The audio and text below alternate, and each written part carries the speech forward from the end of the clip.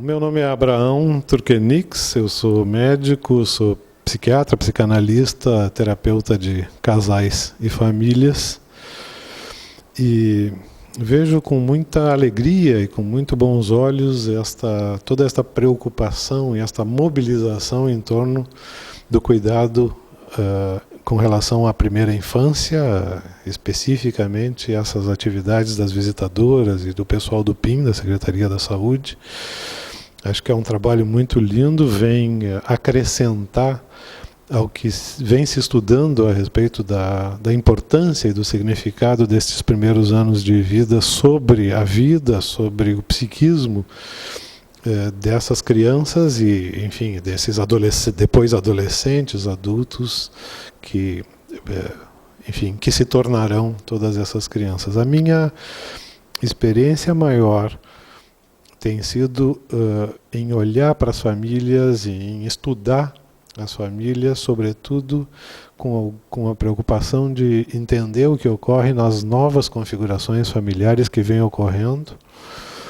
As famílias vêm mudando por várias novidades e várias coisas, digamos assim, significativas e novas que vêm ocorrendo. As pessoas vivem, nós estamos vivendo no mundo ocidental mais tempo, a vida espichou. As mulheres ingressaram no mercado de trabalho, então tem todo um horizonte de vida que vai bem além do horizonte doméstico. As famílias diminuíram de tamanho, os registros de natalidade de diferentes países ocidentais dão conta disto.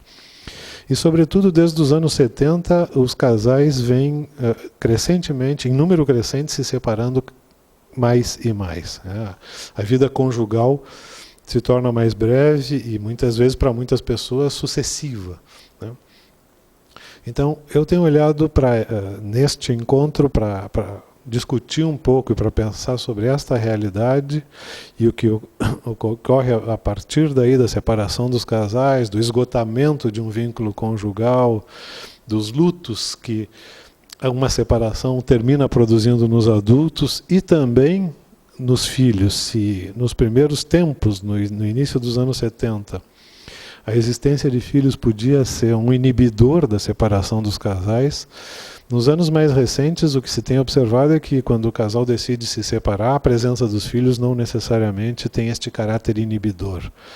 Então os filhos têm tido e têm passado pela experiência de ver e de conviver com seus pais separados, depois deles separados, com uma série de repercussões que vai produzir na vida desses filhos. Então, assim, vendo os pais juntos e depois separados, eles começam no convívio com um e outro, registrar diferentes formas, né, e valorizações a respeito do que ocorreu. Então, na presença de existe uma versão a respeito do que ocorreu na vida conjugal do pai e na presença da mãe uma versão diferente.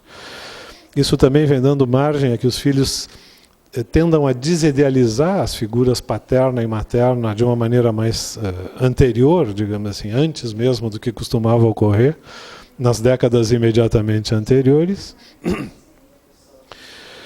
E, enfim, uma série de novidades, em todo caso, de coisas, experiências novas que essas crianças vão tendo.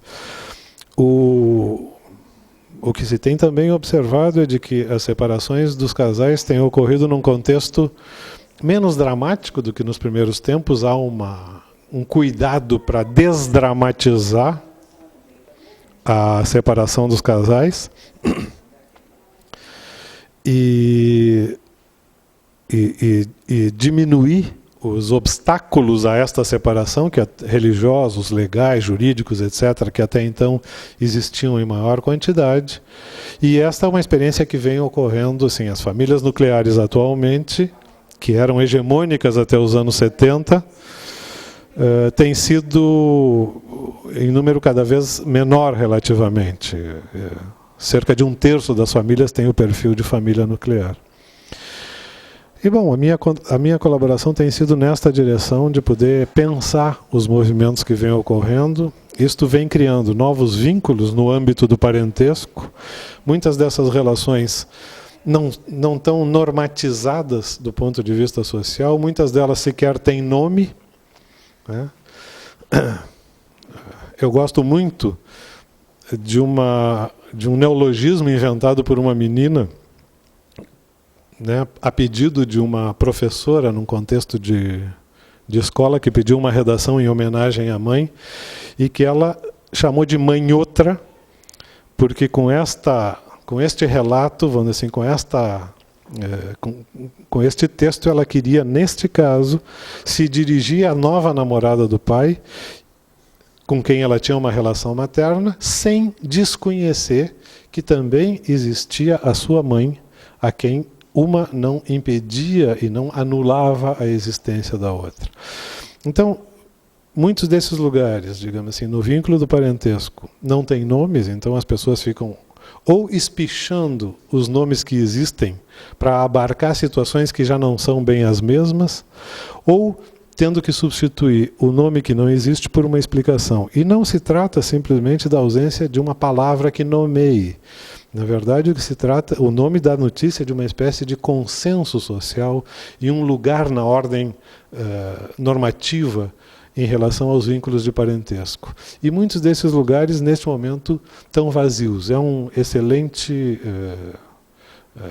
excelente oportunidade de se poder preencher muitos destes nomes que as novas configurações familiares vão produzindo primeiro e, bem depois, tratando de nomear. Obrigado.